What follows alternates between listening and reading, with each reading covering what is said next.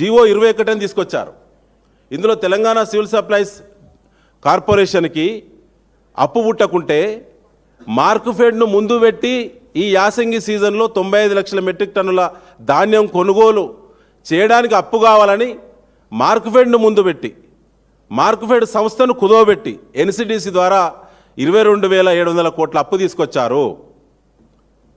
మార్క్ఫెడ్ మొక్కజొన్న కొనుగోలు చేసేటువంటి corporation, civil supplies corporation paddy కొనుగోలు చేసేటువంటి కార్పొరేషన్. సివిల్ సప్లైస్ డిపార్ట్మెంట్లో కుంభకోణం చేసిన రేవంత్ రెడ్డి ప్రభుత్వం, ఉత్తమ్ కుమార్ రెడ్డి వారి యొక్క నాయకత్వంలో దానికి అప్పు పుట్టకుంటే మార్క్ఫెడ్ను కుదవబెట్టి అప్పు తీసుకొచ్చిళ్ళు.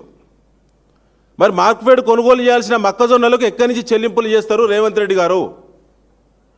ఇప్పటి వరకు కూడా మార్క్ఫెడ్ కొనుగోలు కేంద్రాలు ఏవైతున్నాయో మొక్కజొన్న కొనుగోలు సంబంధించిన నిర్ణయం పట్ల ఆ ప్రొక్యూర్మెంట్ చేయడానికి జీవో కూడా విడుదల చేయలేదు ఈ ప్రభుత్వం. 23 రోజులు అవుతుంది కొనుగోలు జరగబట్టి.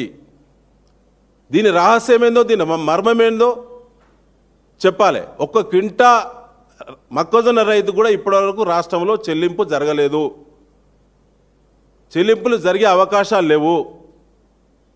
3 నెలల తర్వాత మొక్కజొన్న అమ్ముకున్న రైతులకు చెల్లింపులు చేస్తామని చెప్పి కొనుగోలు ఏజెన్సీలు తెలియజేస్తున్నారు. ఇది మోసం కాదా?